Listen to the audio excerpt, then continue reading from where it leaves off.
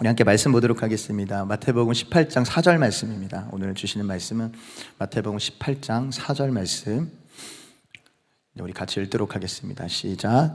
그러므로 누구든지 이 어린아이와 같이 자기를 낮추는 사람이 천국에서 큰 자니라. 아멘.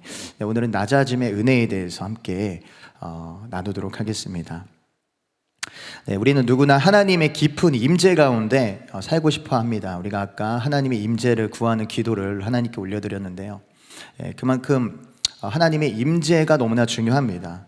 아마 한 번이라도 하나님의 임재를 경험한 사람들은 그것이 세상의 그 무엇보다 가치 있고 중요한 일인 것을 알게 됩니다. 그러나 많은 사람들이 하나님의 임재는 사모하지만 실제로 그것을 누리는 사람은 많지 않습니다. 왜냐하면 하나님이 임재하시는 어떤 영적인 토양과 원리가 있기 때문입니다. 우리가 살고 있는 자연계에는 원리와 법칙이 있습니다.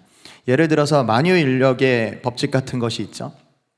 우주에 있는 모든 물체는 서로 끌어당기는 힘이 존재하고 질량이 클수록 더 강하게 끌어당긴다는 법칙입니다.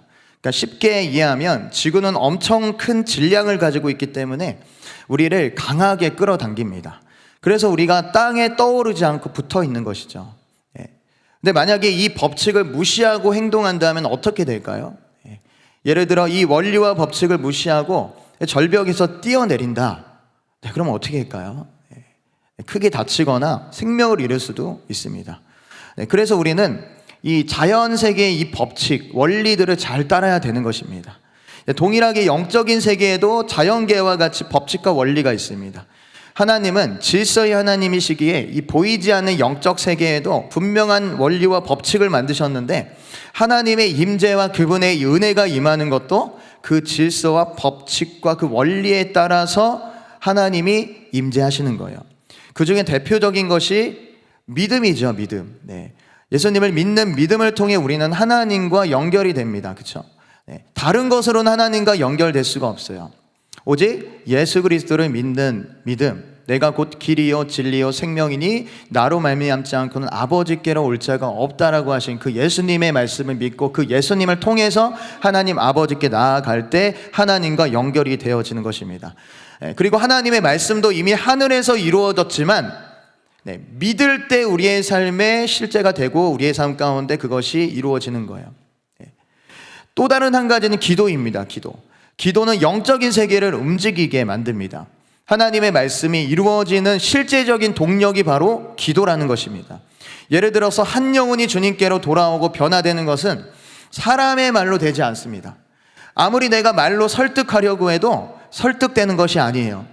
오히려 내가 하려고 하면 화가 나고요, 나의 의가 더 드러날 뿐입니다. 자, 그렇게 되면 그 영혼은 절대로 구원받을 수가 없는 것입니다. 그런데 내가 그 사람을 말로 설득하기보단 하나님께 기도하면 하나님은 내 기도를 통해 그 영혼을 만지시고 변화시키시고 구원하십니다. 자, 이 원리를 따르지 않는다면 나에게 영혼에 대한 갈급함, 어마어마한 그 갈급함이 있어도 이 원리를 따르지 않는다면 그 사람을, 그 영혼을 변화시킬 수가 없는 것입니다. 동일하게 하나님의 임재를 경험하는 사람들이 있어요. 여기에도 영적인 원리와 법칙들이 있습니다. 하나님이 임재하신다는 것은 하나님이 그 사람의 삶에 직접적으로 임하시고 개입하신다는 거예요. 그런데 어떤 사람에게 하나님은 임재하시고 그 사람 가운데 개입하시고 은혜를 주실까요? 여러분 다 갈망하시죠? 그 하나님의 임재가 여러분들의 삶 가운데 풀어지기를 갈망하시죠? 어떠한 사람에게 하나님이 임재하실까요? 바로 자신을 낮추는 사람이에요. 자신을 낮추는 사람, 마음이 낮아져 있는 사람입니다. 우리가 크게 기도하고 세게 기도한다고 하나님이 임재하시는 게 아니라 그것은 어떠한 표현의 모습인 거죠. 마음이 낮아져 있는 사람, 그런 사람에게 하나님은 임재하시고 자신을 드러내시고 나타내십니다. 그것이 없이는 아무리 많은 시간 예배하고 기도하고 말씀을 읽어도 하나님은 은혜를 주시지 않습니다. 하나님은 오직 자신을 낮추는 사람에게만 임하시고 은혜를 주세요. 자, 그렇다면 자신을 낮춘다는 것은 무슨 의미가 있을까요?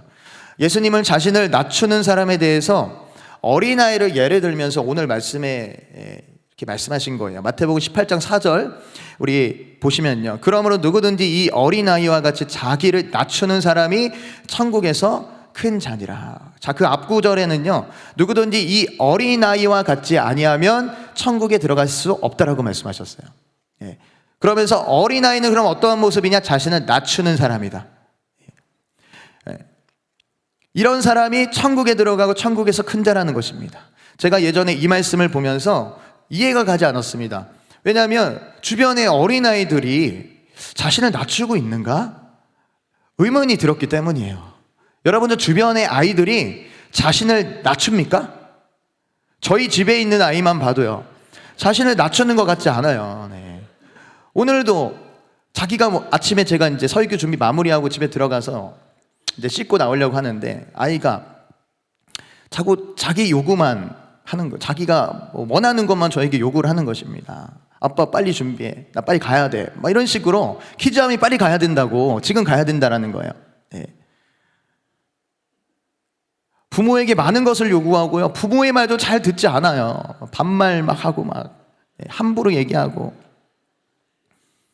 자, 그런데 여러분, 저희 집에 있는 아이만 특별히 악한 것이 아니겠죠? 네, 저희 집만 그런가요? 다른 집에 있는 아이들도 별반 다르지 않습니다. 네. 자, 그런데 아이들이 이런 모습인데 왜 예수님은 어린아이와 같이 자신을 낮춰야 한다라고 말씀을 하셨고 자신을 낮추는 사람의 모델을 어린아이라고 이렇게 말씀을 하셨을까요?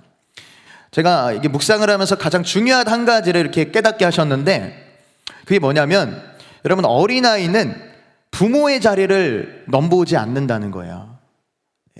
아이들은 부모 앞에서 자신이 부모가 되려고 하지 않습니다.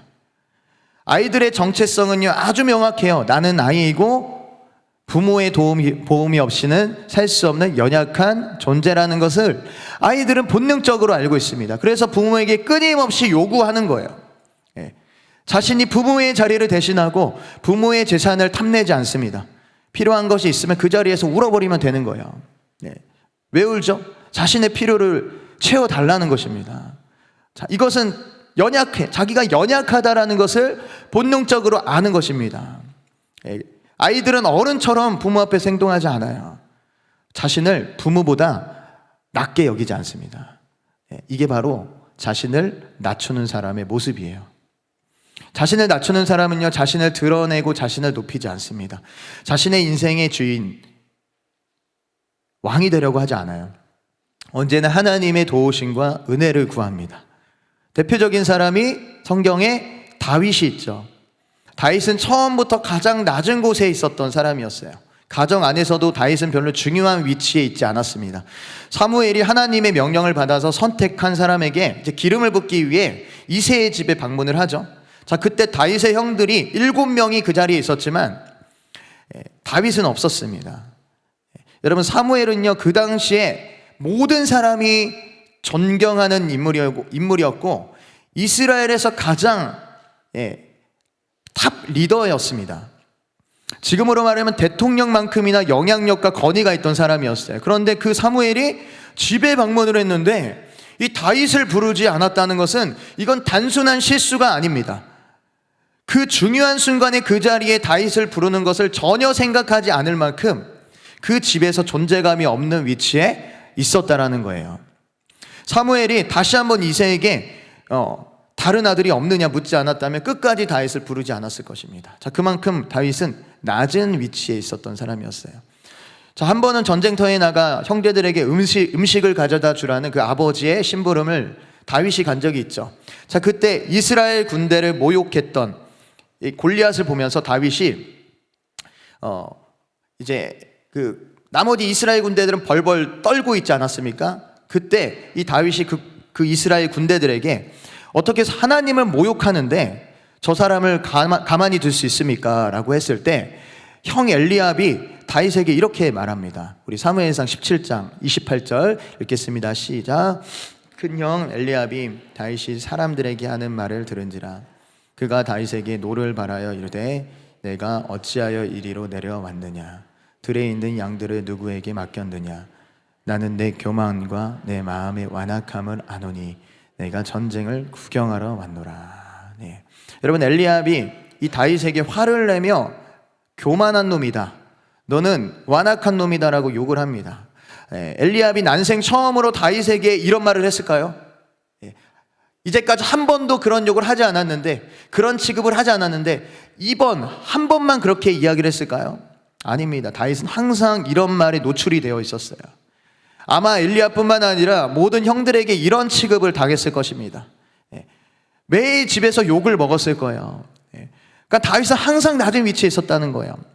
밧세바의 사건으로 죄를 지었을 때도 나단 선지자가 그를 책망했을 때 그의 반응을 보면 그가 마음이 얼마나 낮아져 있는지 알 수가 있습니다.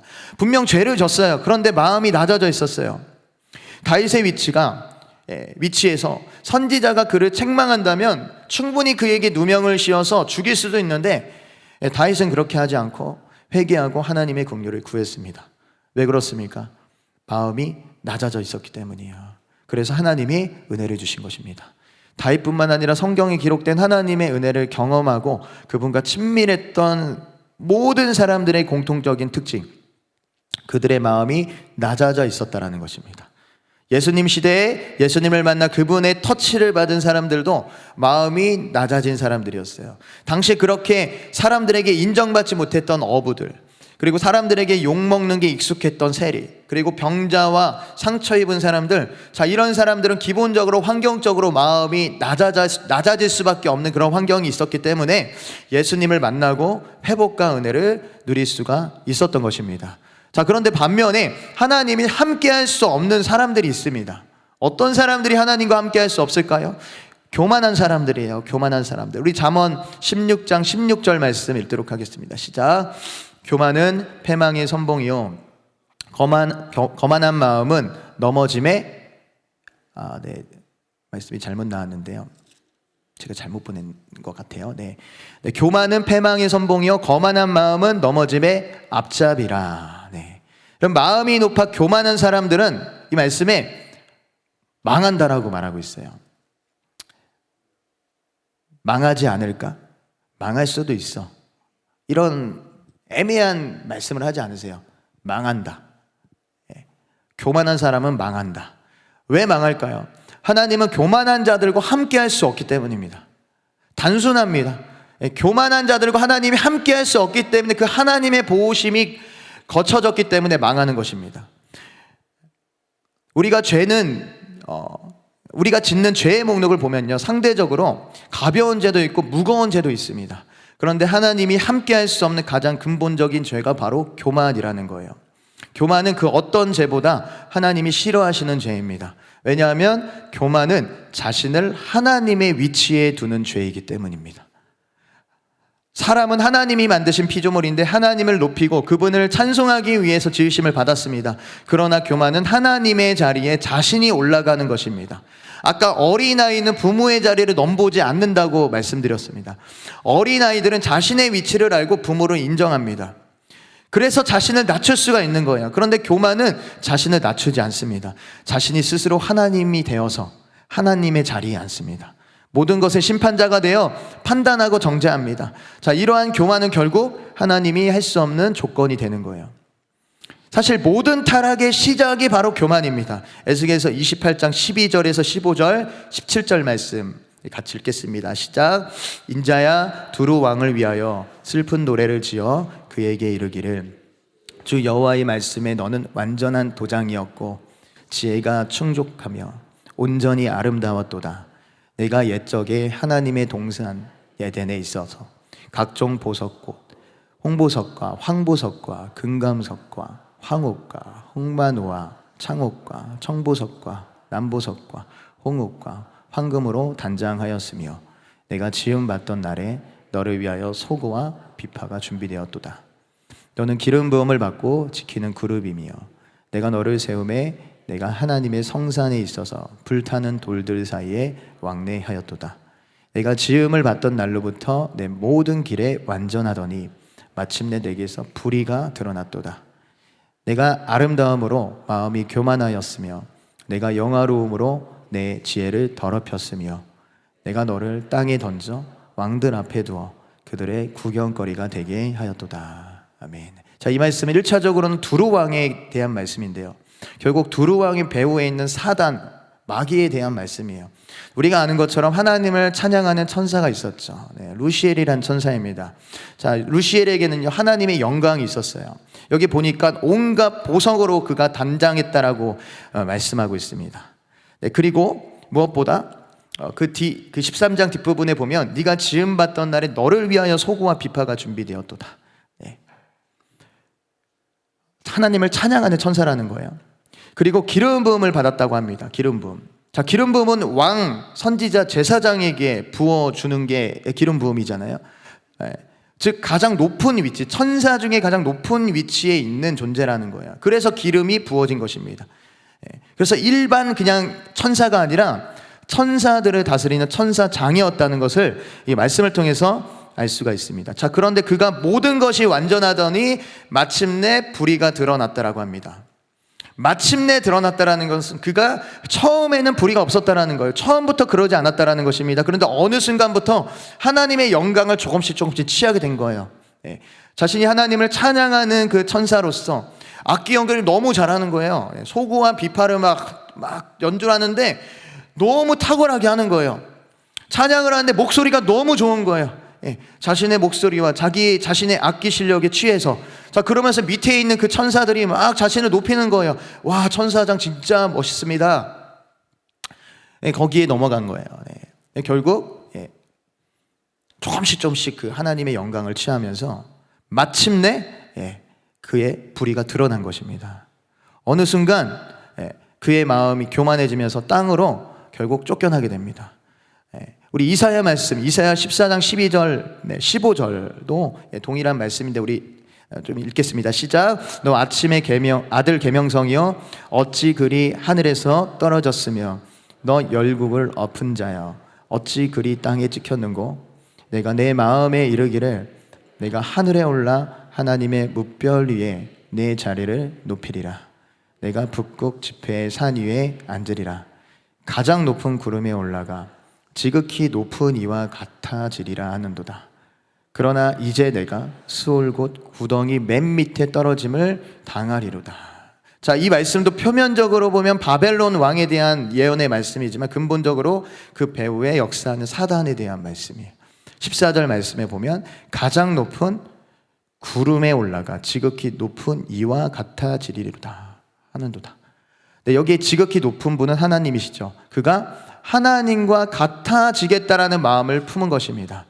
하나님과 같아지겠다라는 마음, 이것이 바로 교만인 것입니다. 그 교만의 본질이에요. 그래서 루시엘은 교만에서 결국 타락한 것입니다. 인류의 타락도 마찬가지예요. 창세기 3장 5절에서 6절 말씀 읽겠습니다. 시작. 너희가 그것을 먹는 날에는 너희 눈이 밝아져 하나님과 같이 되어 선악을 알 줄 하나님이 아심이니라. 여자가 그 나무를 본즉 먹음직도 하고 보암직도 하고 지혜롭게 할 만큼 탐스럽기도 한 나무인지라. 여자가 그 열매를 따먹고 자기와 함께 있는 남편에게도 주매 그도 먹은지라. 뱀이 했던 결정적인 말, 너희가 그것을 먹는 날에는 너희 눈이 밝아져 하나님과 같이. 사탄이 타락할 때 품었던 마음, 하나님과 같이 될 것이다. 그 마음을 인간에게 넣어준 것입니다. 그때 하와 마음에 어떤 마음이 드나요? 하나님과 같이 되고 싶다. 교만이 들어온 것입니다. 자신이 타락하고 하늘에서 쫓겨났을 때 품었던 그 사단의 말이 하와에게 영향을 준 것입니다. 그것을 하와는 받아들였고요. 그때 하와의 관점이 달라집니다. 전에는 선악과를 보면서 한 번도 그런 생각이 들지 않았어요.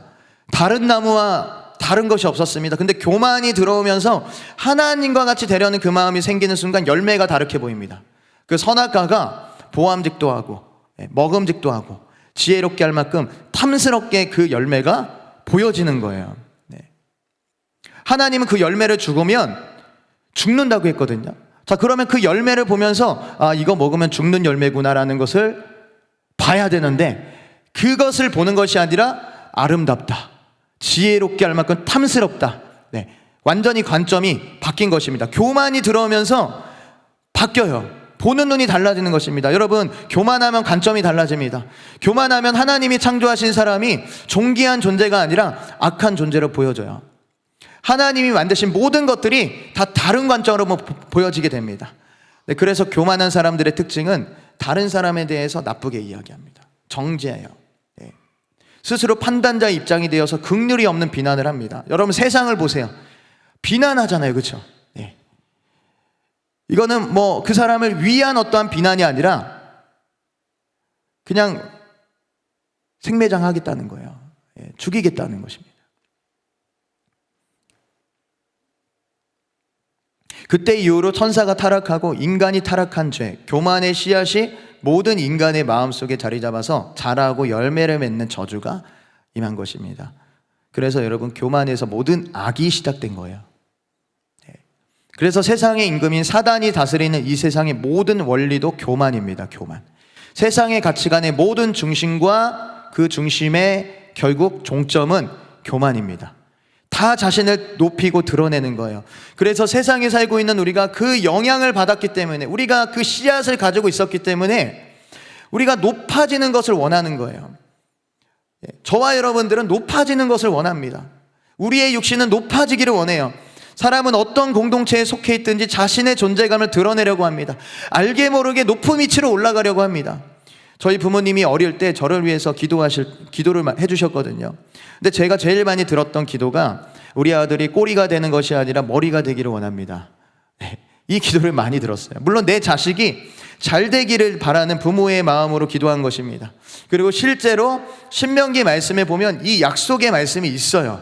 자, 그런데 이 말씀은 그냥 따로 홀로 쓰여지는 것이 아니라 전제 조건이 있습니다. 그 전제 조건이 뭔지 기록하고 있는데요. 내가 만일 내가 오늘 내게 명령하는 내 하나님의 여호와의 명령을 듣고 지켜 행하면 꼬리가 되지 않고 머리가 되게 하겠다. 이 하나님의 약속이에요. 이것을 지켰을 때, 우리가 꼬리가 아니라 머리가 되는 조건은요, 그분이 우리의 머리가 되실 때, 그분의 말씀을 순종할 때 그분이 이 땅에 하나님의 나라가 임하는 도구로 우리를 사용하신다라는 의미입니다.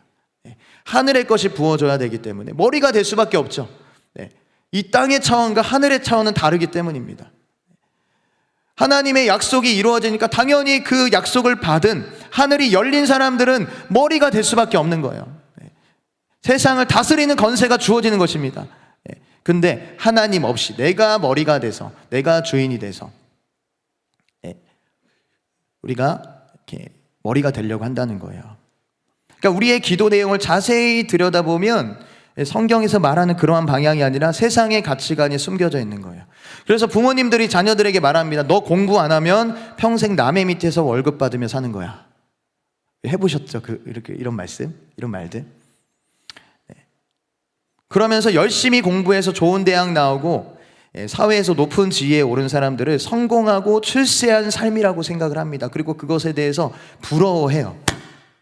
제가 예전에 섬기던 교회에 어떤 장로님, 권사님 부부가 있었는데, 제가 이제 차량 운행을 하는데 그 장로님, 권사님을 모셔다 드렸거든요. 근데 차량에 딱 그 교회에서 출발할 때부터 집에 가실 때까지 한 15분 정도 걸렸었는데, 그 15분 동안 이 두 분이 무슨 말씀을 하시냐면 자녀 자랑을 계속 하시는 거예요. 자녀가 너무 잘 되셨어요. 그러니까 자녀에 대해서 우리 아들은 지금 이런 일을 하고 우리 딸은 이런 일을 해요 하면서 이렇게 자랑을 하시는데, 제가 그걸 이제 들으면서 이제 처음에는 장로님 너무 감사하네요. 하나님이 이렇게 축복을 주셨네요. 처음엔 그렇게 이야기를 해드렸는데 뭔가 이상한 거예요. 계속 그 이야기를 제가 드렸는데 계속 그 얘기를 반복해서 하시니까 그게 아닌가 보다. 그런 마음이 제 안에 이렇게 들었습니다. 근데 이게요, 그분들 뿐만 아니라 우리가 그렇다는 거예요. 내가 다른 사람들의 지시를 받으며 남에게 복종을 해야 되는 그런 위치에 있으면요, 우리는 패배자라고 생각하고 실패자라고 여기며 살아갑니다. 왜 그렇습니까? 우리가 그만큼 세상의 가치관에 물들었기 때문이에요.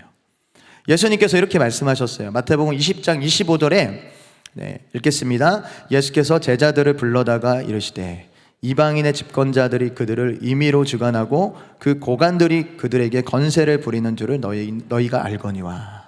네, 세상의 높은 지위를 가진 사람들에 대해서 말씀하시는 거예요. 이방인 집권자들. 자, 그들은 자신의 마음대로 수하에 있는 사람들에게 명령하고 지시하고 아랫사람을 꼼짝 못하게 합니다. 이게 세상 권력자들의 전형적인 모습이에요. 그래서 종교의 자유를 억압하는 어떤 공산 국가들을 보면요, 지도자 앞에서 다 죽은 듯 있어요. 예. 그 앞에선 어떠한 의견도 낼 수 없고 말 한마디 행동 하나 잘못하면 즉시 감옥에 들어가고 사형에 처해지는 그런 상황이 벌어집니다. 북한이 그렇지 않습니까? 예. 지옥의 권세가 강할수록 이런 일들이 있는 것입니다. 여러분, 권위적인 사람들을 보세요. 권위가 아니라 권위주의에 빠져 있는 사람들, 권위적인 사람들을 보면요, 상대에 대한 존중과 배려가 없이 무조건 지시하고 따라야 됩니다. 무조건 따르라고 해요. 예. 따르지 않으면 분을 냅니다. 화를 냅니다. 예. 예수님을 믿는데도 그렇게 권위적인 사람들이 있어요. 예. 무조건 내 말에 복종해야 되는 거예요. 복종하지 않으면 지옥 갈 존재예요. 예. 그렇게 생각을 합니다. 네, 세상의 가치관인 거예요. 지옥의 가치관인 거예요. 네. 여러분, 꼭 공산국가가 아니더라도 모든 세상의 주된 가치관은요, 자기가 높아지는 것입니다. 자신을 드러내는 거예요. SNS만 봐도요, 자신의 삶을 막 올리지 않습니까? 자신이 입은 옷, 갔던 여행 장소, 먹는 음식, 유명인과 찍은 사진, 네, 이런 것들을 올리는 이유가 무엇입니까? 도대체 왜 그런 것들을 올릴까요? 결국 그 본질은 나에게 있는 것입니다. 나 좀 봐달라는 거예요. 나에게 관심을 가져주고 나 이렇게 대단한 사람이야 라는 것을 드러내기 위해서 올리는 것입니다. 자신을 높이는 것, 이것은 근본적으로 지옥의 가치관입니다. 지옥의 냄새를 풍기는 거예요. 예수님은 천국에 들어가는 사람이 적다라고 말씀하셨어요. 예수님이 그 정도 말씀하셨다면 우리가 생각하는 것보다 훨씬 적을 거예요. 예전에 저희 모교에 그 목사님께서 사역자들을 모아놓고 우리 교회에서 천국에 들어갈 사람, 천국에 갈 수 있는 사람이 얼마나 될 것 같습니까? 이런 질문을 하셨대요. 한 8,000명 되는 교회거든요. 자, 근데 한 7%? 10%? 네. 목사님이 한 10%나 갈 수 있을까요? 그렇게 이야기하셨다는 거예요. 그만큼 천국에 들어가는 자들이 적다라는 거예요. 왜냐하면 천국은요, 좁은 문, 좁은 길로 걸어가야 된다라고 말씀하셨거든요. 근데 사람들은 넓은 길을 좋아합니다. 우리 마태복음 7장 13절에서 14절 우리 읽겠습니다. 시작. 좁은 문으로 들어가라. 멸망으로 인도하는 문은 크고 그 길이 넓어 그리로 들어가는 자가 많고 생명으로 인도하는 문은 좁고 길이 협착하여 찾는 자가 적음이라. 자, 왜 사람들이 넓은 길로 가고 있습니까? 다들 높은 곳으로 가는 것에 익숙하기 때문이에요. 높아지려는 마음이 있습니다. 심지어 교회 안에서도 지옥의 삶을 사는 분들이 계세요. 조금만 나를 인정해 주지 않으면요, 섭섭해합니다. 나를 비난하고 무시하는 말을 들으면요, 마음이 상해요. 다른 사람들의 책망을 듣고 싶어 하지 않습니다. 그래서 교회에 징계가 없어진 거예요. 예전에 한국교회 그 초대 그 선교사님 들어왔을 때 한국교회는요, 징계가 있었습니다. 그래서 교회에 어떠한 잘못을 한, 하나님 말씀을 어겼던 사람들에 대해서 당당하게 징계할 수 있었던 거예요. 사랑으로 징계할 수 있었던 것입니다. 왜냐하면 그것을 해야지만 그 사람이 살 수 있기 때문입니다. 근데 지금은 못합니다. 지금은 뭐 잘못에 대해서 지적을 하면요, 마음에 상처를 입어요. 그리고 교회를 나가버립니다. 징계가 안 되는 거죠. 심지어 보이지 않는 곳에서 섬기는 가운데에서도 그 안에서 나를 주장하고 나의 의견을 관찰시키려고 합니다. 여러분, 제가 그렇다는 거예요. 제가 여러분이 아니라 제가 그렇다는 것입니다. 제가 말씀 준비하면서 저를 참 많이 봤습니다. 저희 모습을 보고 이런 모습이 나에게 너무 많이 있구나, 그런 생각을 하게 되었습니다. 우리가 이 지옥의 원리대로 살아간다면요, 아무리 거룩한 장소, 믿음의 사람들과 함께 예배한다 할지라도 자신은 지옥 같은 삶을 사는 거예요. 지옥의 냄새를 풍기며 살아가는 거예요. 그렇게 날마다 자기를 높이고 인정받으려는 삶을 살려고 하다가 결국 멸망에 이르게 되는 것입니다. 왜냐하면 결국 사람은요, 이 땅에서 어디에 속하며 살았냐에 따라서 죽음 이후의 삶도 결정이 되기 때문입니다.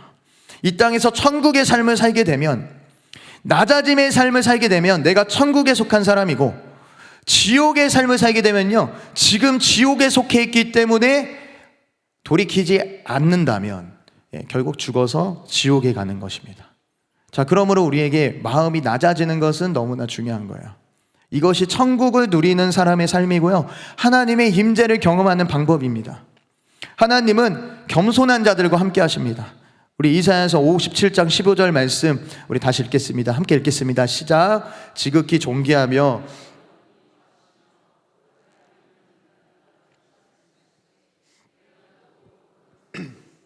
또한 통회하고 마음이 겸손한 자와 함께 있나니 이는 겸손한 자의 영을 소생시키며 통회하는 자의 마음을 소생시키려 함이라. 자, 내가 높고 거룩한 곳에 있으며 또한 통회하고 마음이 겸손한 자와 함께 있나니, 하나님이 그와 함께 있는다라는 것입니다. 야고보서 4장 6절에도 그러나 더욱 큰 은혜를 주시나니 이러므로 일러스되 하나님이 교만한 자를 물리치시고 겸손한 자에게 은혜를 주신다 하였느니라. 겸손한 자에게 은혜를 주십니다. 겸손한 자들에게 하나님의 은혜가 있고 주님과 깊은 교제 가운데 살아갈 수 있는 것입니다. 여러분, 지금까지는 여러분들의 마음이 이렇게 무거우시죠? 느껴집니다. 무거우실 거예요.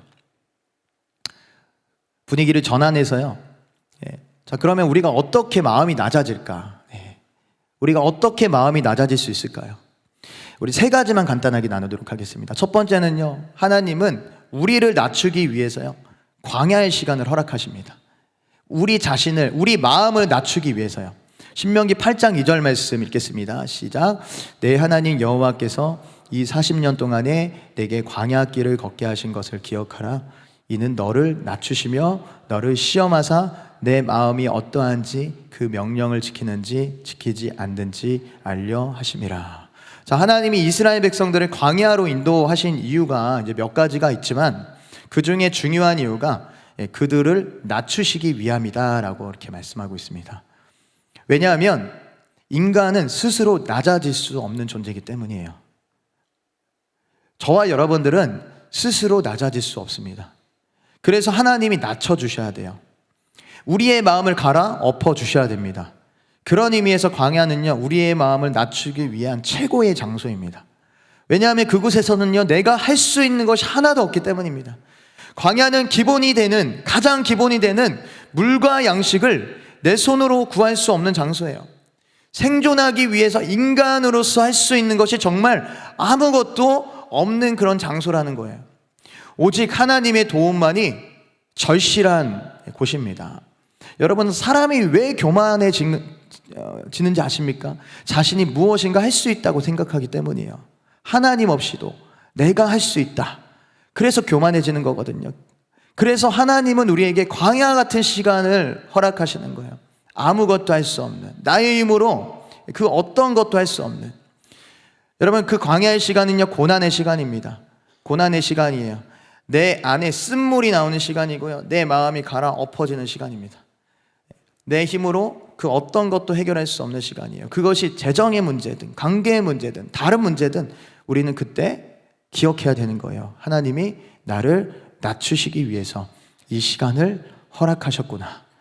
여러분, 이러한 시간을 통과하고 있을 때 다른 것에서 이유를 찾으면 안 됩니다. 그것은 망하는 길이에요. 결국 모든 일은 나를 낮추시기 위한 도구일 뿐입니다. 나를 낮추시기 위해서 이 사람을 사용하신 거고요, 나를 낮추시기 위해서 이 환경을 사용하신 거고요. 내가 낮아지지 않으면요, 그 시간은 끝나지 않아요. 계속 반복됩니다. 이스라엘 백성들이 광야에서 일주일 정도면 갈 수 있는 길은요, 40년 걸렸잖아요. 40년 동안 뺑뺑 돈 것입니다. 왜 그렇습니까? 낮아지지 않았기 때문입니다. 하나님은요, 우리가 낮아지기 전까지 계속해서 우리의 삶 가운데 고난을 허락하십니다. 왜냐하면 내가 낮아지지 않으면요, 하나님은 나와 함께 하실 수가 없기 때문이에요. 하나님은 어떠한 방법을 통해서도 그 시간에 그 일을 행하십니다. 그 시간을 통해 철저하게 낮아지고 종이 되어서 우리 안에 높아진 마음들이 뿌리채 제거될 때 마음이 낮아져서요, 우리의 삶에 하나님의 은총이 임할 수가 있는 거예요. 자, 두 번째는요, 의지적으로 낮은 곳을 향해 가야 됩니다. 의지적으로 우리의 의지를 사용해서요, 낮은 곳으로 가야 돼요. 여러분, 하나님이 이스라엘 백성들을 광야로 내보내신 것은요, 그만큼 환경도 중요하기 때문입니다. 우리가 높은 자리에 있으면 우리의 마음도 높아집니다. 내가 권력을 가지고 있고 주권을 가지고 있으면 사람은요, 누구나 타락하게 되어 있어요. 하나님께 쓰임받았던 많은 사역자들이 있습니다. 그런데 목회가 잘 되어지고 커지면서 마음이 높아집니다. 처음에는 겸손했는데 사람들이 인정하고 따르는 사람들이 많아지면서 어느 순간부터 겸손한 모습을 전혀 찾을 수가 없게 되는 거예요. 여러분, 타락한 지도자를 보면요, 여러분, 돌을 던지는 사람들이 있습니다. 여러분, 그런데 그런 위치에 있으면요, 저와 여러분들도 그렇게 될 수 있는 가능성이 다분합니다. 저는 그렇게 돼요. 그렇게 될 것 같아요. 높은 자리에 있으면, 대접을 받는 자리에 있으면 사람은요, 누구나 본성 가운데 숨겨져 있던 교만이 머리를 쳐들고 나오는 거예요. 그래서 의지적으로 자신을 낮은 곳으로 밀어내지 않으면, 낮은 곳을 선택하지 않으면 안 되는 것입니다. 예수님께서 이렇게 말씀하셨어요. 마태복음 20장 26절에서 27절 말씀 읽겠습니다. 시작. 너희 중에는 그렇지 않아야 하리니 누구든지 크고자 하는 자는 너희를 섬기는 자가 되고 너희 중에 누구든지 으뜸이 되고자 하는 자는 너희의 종이 되어야 하리라. 아멘. 자, 예수님은 제자들에게 섬기는 자가 되고 종이 되어야 한다고 말씀하셨습니다. 왜 이런 말씀하셨을까요? 예수님도 아시는 거예요. 누구든지 높은 자리에 있다면 마음이 높아질 수밖에 없다는 것을. 그래서 예수님도 이 땅에 섬기는 자로, 섬기는 분으로 오셨습니다. 28절 말씀 읽겠습니다. 시작. 인자가 온 것은 섬김을 받으려 함이 아니라 도리어 섬기려 하고 자기 목숨을 많은 사람의 대속물로 주려 함이니라. 자, 예수님이 인류를 구원하기 위해서는요, 위에서 선택한 방법은요, 섬기고 죽는 것입니다. 예수님은 사실 죄를 사하는 권세가 있으시거든요. 아버지께 받으셨어요. 그래서 말로도 죄를 사하실 수가 있습니다. 하나님 아버지와 상의해서요, 그냥 아버지, 인간들 저렇게 불쌍한데 우리 한 번만 봐줍시다. 그냥 죄 싹 지어져 버립시다. 그렇게 예수님이 아버지에게 말씀하셔서 죄를 사할 수가 있습니다. 자, 그런데 예수님은 그러한 방법을 선택하지 않으셨어요. 가장 높은 그 하늘의 보좌에서 가장 낮고 천한 이 땅에 오셔서, 심지어 말구유에서 태어나셨죠. 가장 천한 곳에서 태어나셨습니다. 그리고 가장 악한 사람들이 받는 십자가형을 받으시고 죽음을 통해 음부까지 내려가셨어요. 가장 낮은 곳까지 내려가신 거예요. 예수님은 자기를 가장 낮추신 것입니다. 그리고 우리에게 가르쳐 주시는 거예요. 자신을 가장 낮은 곳으로 밀어내라. 이게 천국에 들어갈 수 있는 길이다. 여러분, 천국은 높은 곳에 있지 않은 것 같습니다. 가장 낮은, 우리가 몸을 낮춰서 간신히 기어 들어갈 만큼 낮은 곳에 좁은 문이 바로 천국에 들어가는 문입니다. 그러므로 여러분, 성령님을 의지함으로 의지적으로 우리가 낮은 곳, 섬기는 자리로 가기를 축복합니다. 마지막 세 번째는요, 겸손하신 예수님을 바라봐야 됩니다. 우리 빌립보서 2장 5절에서 8절 말씀 읽겠습니다. 시작. 너희 안에 이 마음을 품으라. 곧 그리스도 예수의 마음이니 그는 근본 하나님의 본체시나 하나님과 동등됨을 취할 것으로 여기지 아니하시고 오히려 자기를 비어 종의 형체를 가지사 사람들과 같이 되셨고 사람의 모양으로 나타나사 자기를 낮추시고 죽기까지 복종하셨으니 곧 십자가에 죽으심이라. 자, 예수님은 하나님의 본체시나, 즉 그분은 하나님이시지만 그 마땅히 누려야 하는 권리를 취하지 않으셨습니다. 그리고 오히려 자기를 완전히 비우시고 종의 형체를 가지고 사람이 되셨고 죽기까지 복종하셨습니다. 2주 전에 제가 주일 예배 때 예수님을 바라볼 때 그분이 이루신 것이 우리에게 전가된다라고 말씀드렸습니다. 자신을 낮추는 예수님을 바라볼 때 그분이 이 땅에서 사셨던 그 삶의 능력, 겸손의 능력이 우리에게 부어지는 것입니다. 여러분, 우리가 보는 것이 굉장히 중요하거든요. 그러니까 교만해지는 이유가 무엇입니까? 높아지는 세상을 바라보기 때문이에요. 높은 것들만 바라보기 때문에 그것이 우리에게 흘러오는 것입니다. 자, 그런데 예수님을 바라볼 때 겸손의 왕이신, 겸손하신, 모든 것을 비워서 자신 목숨을 버리신 가장 밑에 섬기는 자리로 가신 그 예수님을 바라보면요, 우리가 겸손해지는 거예요. 마음이 낮아지는 거예요. 우리 주변을 보세요. 특별히 섬기시는 분들이 있습니다. 그렇죠? 네. 정말 잘 섬기세요. 겸손하세요. 자신을 드러내지 않으시고요. 교회를 위해서, 주님을 위해서, 영혼들을 위해서는요, 자신의 시간과 재정과 모든 노력을 아끼지 않고요, 그냥 섬기세요. 그러한 분들 보면 여러분 어떠한 마음이 드십니까? 아, 나도 저렇게 섬기고 싶다. 아, 저게 진짜지. 예. 그러면서 닮아가는 거잖아요. 그렇죠? 예수님도 마찬가지예요. 그러한 예수님을 바라볼 때 우리의 마음이 낮아지게 되는 줄 믿습니다. 네, 마지막으로 이 이야기하고 마치도록 하겠습니다. 제가 한 달에 한 번씩, 매달 한 달에 한 번씩 송주건이라는 이 보육원에 가서 이렇게 말씀을 전합니다. 어릴 때 부모에게 버려진 아이들을 돌보는 그런 곳이에요. 네, 그래서 베이비박스 아이들도 오고요, 중간에 어린 나이에 이렇게 부모의 상처와 그런 아픔 때문에 부모가 이혼하게 되고 그러면서 아이들을 더 이상 키울 수가 없게 되니까 이제 보육원에 맡기는 거죠. 근데 제 솔직한 마음은 그곳에 갈 때마다 너무나 큰 부담이 있습니다. 그곳에는요, 화려한 예배도 없고요, 우리 교회에서처럼 막 부르짖으면서 예배할 수도 없습니다. 악기나 음향 장비도 굉장히 빈약합니다. 그리고 무엇보다 아이들은요, 하나님에 대해서 관심이 없어요. 우리 교회에서 예배하면 다 하나님에 대해서 그래도 만난 사람들, 갈망함이 있는 사람들을 대상으로 말씀도 전하고 예배하잖아요. 그렇죠? 근데 그곳에는요, 아이들이 예배 시간을 또 지루해합니다. 그렇죠? 처음에 예배를 드리려고 하는데 한 10분 얘기하시더라고요. 말씀을 한 10분 10분 전해달라고. 40분 전했습니다. 처음에. 하여튼 온갖 하여튼 장비 다 사용해서 제가요, 막 선글라스도 끼고요, 막 이렇게 활도 가져가서요, 얘들아 죄는 이런 거야 팍 해가지고 쫙.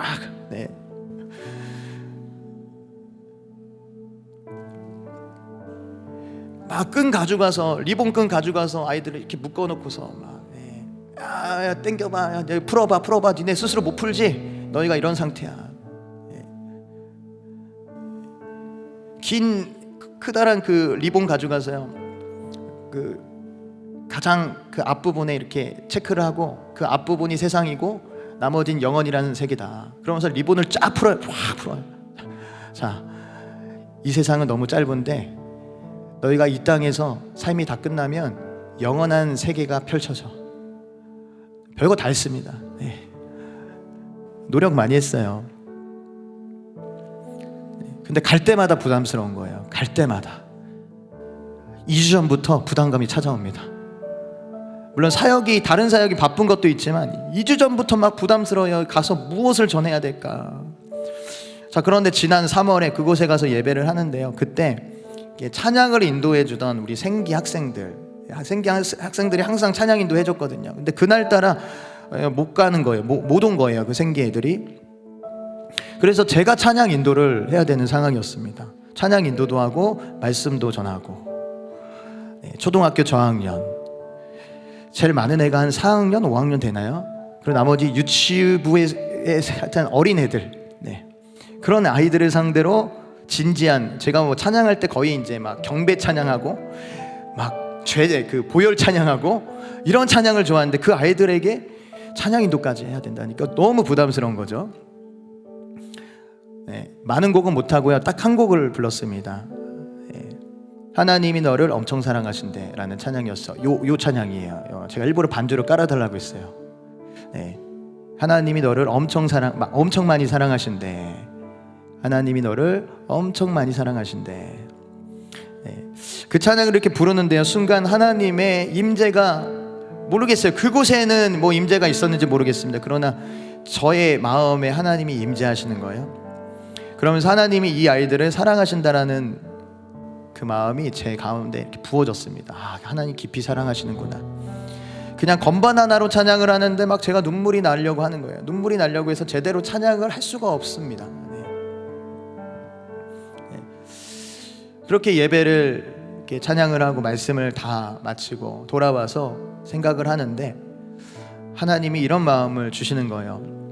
나는 낮은 곳에 임한다. 나는 낮은 곳에 임해. 그 마음을 주시는데 주님 맞습니다. 제가 그동안 그것을 잊고 있었네요. 주님은 낮은 곳에 임하시죠.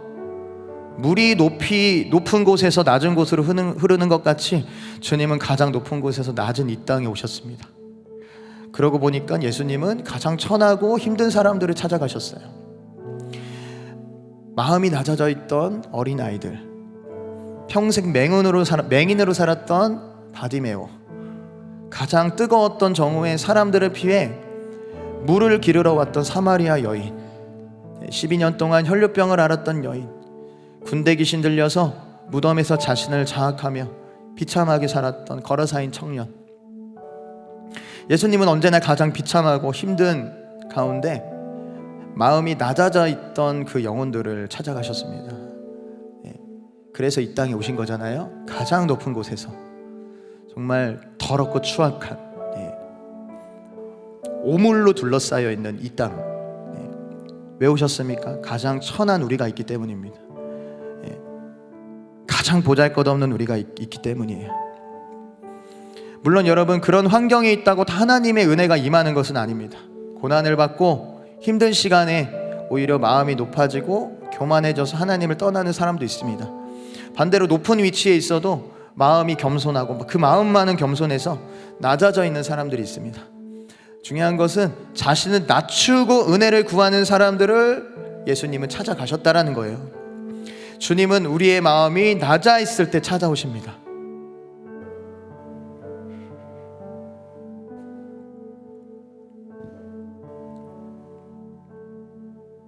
다른 사람은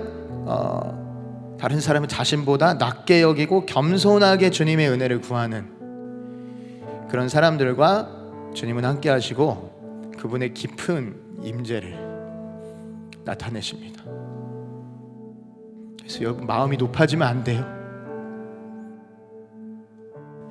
여러분, 마음이 높아져 계시면 안 됩니다. 멸망하는 길입니다. 저도 제 자신을 보니까요, 마음이 높아질 때가 너무 많이 있어요.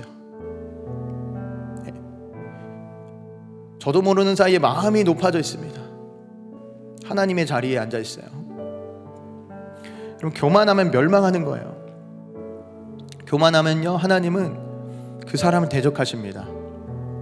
마음이 높아지는 그 순간 우리는 겉으로는 하나님을 섬기고 있을지 몰라도, 예배하고 있을지 몰라도 하나님을 대적하는 존재가 되는 거예요. 제가 오늘 예배를 준비하면서 사실 제 마음이 지금 조금 이렇게 높아져 있는 것 같진 않아요. 방에서 예배를 하는데 경배하리 주 나의 왕 전능하신 주, 그 찬양을 불렀습니다. 계속 예배했어요. 그 찬양을 하는데 후렴 부분이 찬양하리 주와 같은 분 없네. 그 찬양을 하는데 하나 없는 눈물이 나오는 거예요. 하나 없이 눈물이 나옵니다. 왜냐하면 주와 같은 분이 없어요. 정말 주와 같은 분이 없어요, 세상에. 다른 사람 다 나를 무시하고, 다른 사람 나를 어떻게 생각할지 몰라도, 부정적으로 볼지 몰라도, 주님은 나를 정말 사랑하셔서 그 높은 보좌를 버리시고 가장 낮은 천한 이 땅 가운데 오셔서 십자가에 달려 죽으시고 그 부활하심을 통해서 나 같은 죄인을, 나같이 천한 자를 회복하시고 일으켜 세우기 위해서 그분이 오셨잖아요. 그와 같은 분이 어디 있습니까? 이 찬양을 하는데 계속 눈물이 나더라고요. 그러면서 제 안에 이렇게 평안이 찾아와요. 평안이 찾아왔습니다. 여러분, 저는 세상의 그 어떤 시간보다 그 시간이 가장 행복했습니다. 왜냐하면 제 마음이 가장 낮아져 있는, 하나님을 전심으로 찾는 그 순간이기 때문이에요. 하나님은 그때 은혜를 주십니다. 여러분, 우리의 마음이 혹시 높아져 있습니까? 높아져 있는 분들 계세요? 네. 그럼 하나님의 은혜를 구하십시오. 높아져 있는 상태로 머물러 계시면 안 됩니다. 하나님의 은혜가 끊어집니다. 우리의 삶에 지옥이 찾아와요. 우리가 자신을 낮추고 겸손하신 예수님을 바라보기를 축복합니다. 그럴 때 우리에게 소망이 있습니다. 그럴 때 주님의 은혜가 우리의 삶에 머물고 그분과 가장 깊은 교제를 누릴 수가 있는 것입니다.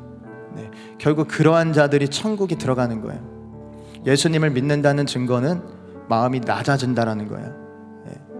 마음이 낮아진다는 것은 내가 지금 예수님을 잘 믿고 있다라는 것입니다. 그러한 자들이 예수님을 믿고 천국 들어가는 자들이에요. 그러므로 이런 마음의 낮아짐이 오늘 부어지기를 축복합니다. 높아진 분들이 있다면 하나님 앞에 구하세요. 그냥 무릎 꿇고 구하세요.